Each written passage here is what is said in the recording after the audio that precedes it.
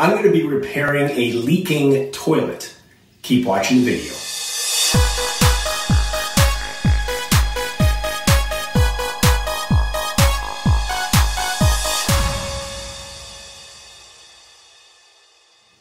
Welcome back, it's Jeff Lepard from jefflepard.com, and on this channel we do-it-yourself videos, product reviews, vacation videos, and so much more. So if you're new here, consider subscribing. Right now I'm just on the main floor washroom, and this is actually a brand new toilet that was just installed last week, and the clients have noticed that water is going down to the basement around the drain. Of course, that'll be the toilet drain, the main drains that carry all the water from the top floors and the main floor.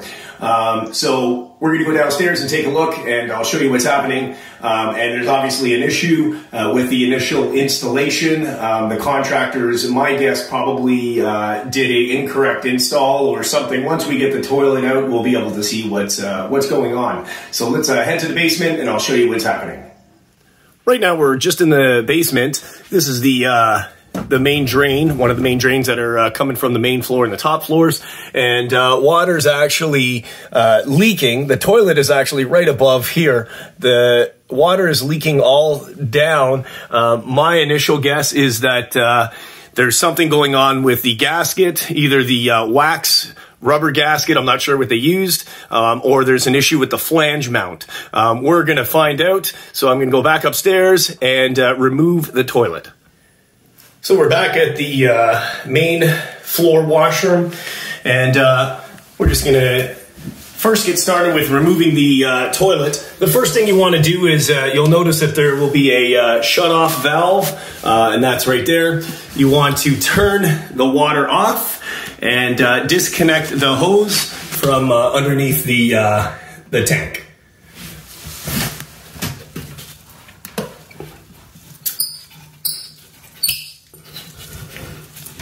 Okay. Now, once you've shut the water off, you're going to want to empty all the water in the tank, and you're going to do this just by flushing the toilet completely. Okay, and now we're going to disconnect the water inlet hose here.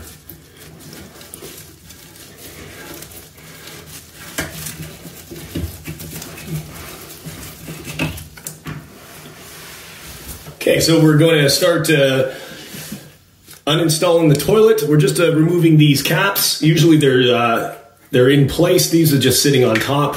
And oh, there's already my first issue right here. These bolts were not installed properly. They're not tightened down. I'm not sure if they're locked in place to the flange mount or not.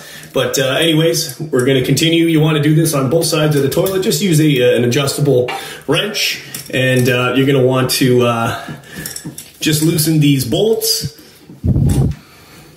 on both sides before you can remove the nut and washer, and the toilet should lift right out after that. Okay, so the toilet's moved. So the first couple things I was just talking about, the bolts, they need some new bolts, and this wasn't even holding. And if you look at the wax gasket, this is completely out of place. Now, I did not move the toilet to cause this. This was like this, so I imagine the water's probably hitting this and backfiring and getting underneath the flange gasket, causing it to leak all down the sides here. I already wiped up a little bit of water that was here. So we're going to remove the wax gasket. I'm going to put some new bolts in, clean all this up, and put a rubber gasket in rather than the wax gasket. Now, there's nothing wrong with using wax. Wax or rubber is kind of one of these things. What's better? You know, both work, both do the same job, except the wax, if you damage the wax during installation, you're going to have an issue. And the rubber gasket, I seem to use the rubber gaskets a lot more, but like I said, nothing wrong with wax, just as long as the installation is done correct. So next is to remove all this gunk.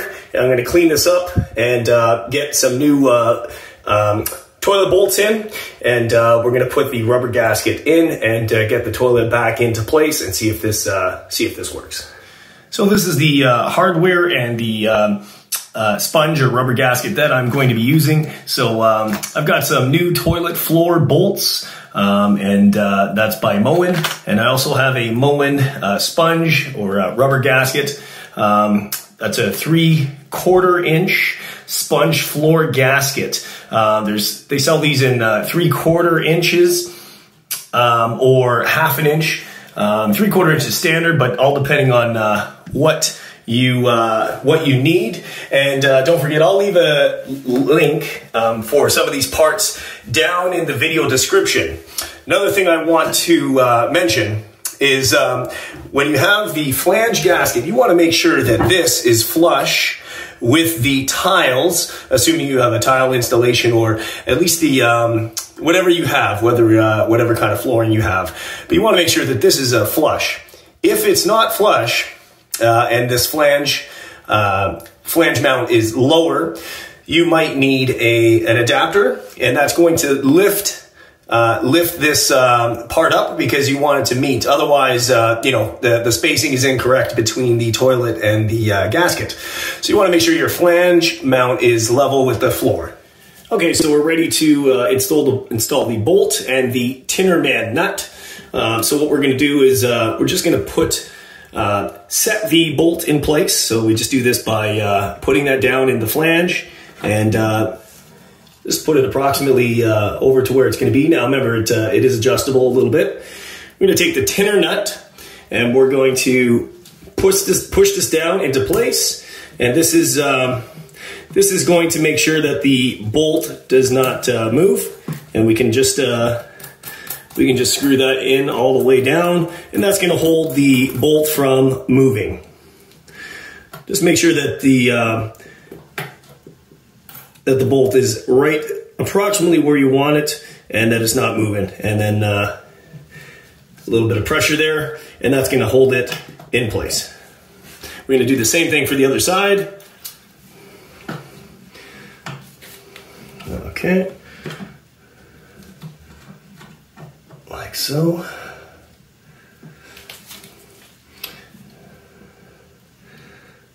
Okay.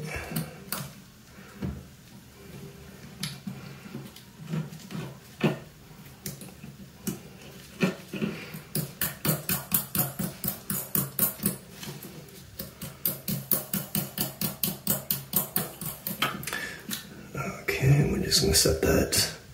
That's just going to help it from moving around. Okay, so that's installed. The next thing we're going to do is we're going to put the sponge rubber gasket into place before replacing the toilet back into its position. So this is just going to go right along here, centered with the hole, and that's not going to move anywhere. Now the next thing to do is to carefully place the toilet back into place. You want to make sure you don't move it around too much. You kind of want to make sure that the toilet kind of goes in as flush as possible without disturbing the nuts or disturbing the gasket. So I'm just going to lift the toilet up and drop it down in place, lined up with the bolts. Just going to take your time. If you can't do it yourself, if you can't lift it, just get some help. But I find it's a lot easier just doing it myself. I'm placing it over the first nut here just to make sure it's going to go, and we're right on place. As soon as you get it, just seat the toilet in place. You can make your final adjustments after. So now the toilet's in place. The next thing to do is to use the washer and the nut, and I'm going to place that in. If you're going to be using the caps that came with your toilet, you're going to want to use whatever washer or plastic piece that they had as well. So I'm just going to put the washer over, and I'm going to use this plastic piece. This is where the cap's going to snap into place.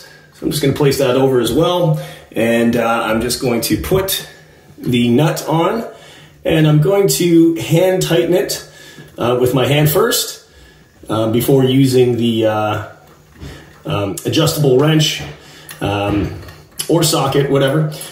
And I'm going to do the same thing on the other side just to get it in place and just get it tight enough with my hand before I move on to using the wrench. Now that both sides are hand tightened, I'm just going to use this adjustable wrench and I'm just going to secure this into place. Now keep in mind, you do not want to over tighten this or you will crack the flange mount. You may break the bolt or you may crack your toilet. You just want to do it tight enough. Remember, the weight of the toilet and everything is holding it in place. The purpose of these bolts is to make sure that it's not going to move around. Should someone be sitting on it or moving around, you don't want it to be. See, right now it's not fully tightened yet. And it's also a good idea to tighten one side, go on to the other side, and tighten that a little bit as well. And then that way you can keep it level and not over tightening one side and not the other. So let's move over to the other side and do the same thing. Okay, we're on the other side of the toilet now, and let's tighten this one down as well.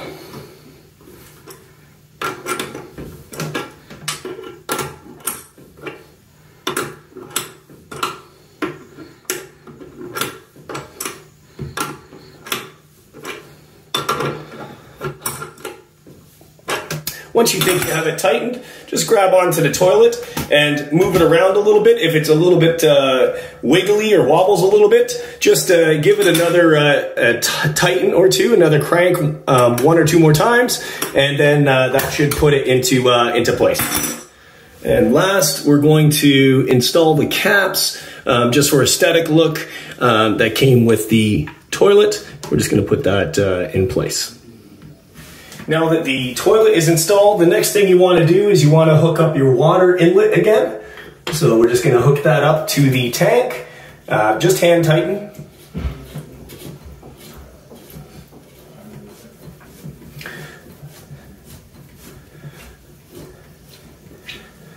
Okay.